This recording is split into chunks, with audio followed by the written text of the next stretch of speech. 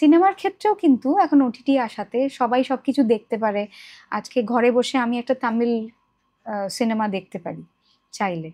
তো বা চেন্নাইতে কেউ বসে একটা বাংলা ছবি দেখতে পারে, ডাবড ভার্সন হোক বা যেটাই হোক।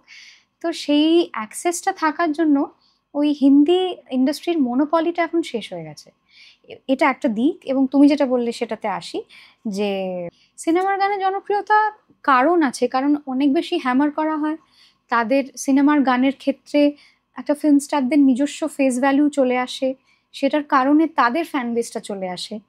তাছাড়া অনেক কর্পোরেটস থাকে, অনেক বেশি ফান্ডিং থাকে একটা সিনেমার গানকে প্রমোট করার পেছনে। অনেক যেগুলো দরকার হয় সেই জিনিসগুলো অনেক বেশি রোবাস্ট থাকে। সেই সেই মেশিনারিটা, প্রমোশনের যে মেশিনারিটা, দ্যাট ইজ মোর এফেক্টিভ সেই কারণে।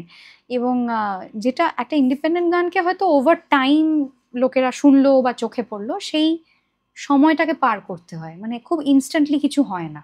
ওকে, তো মানে জার্নিটা একটু ডিফিকাল্ট সেখানে, একটু ডিফিকাল্ট, একটু লং রান, বাট এখন অনেকটা পাল্টাচ্ছে।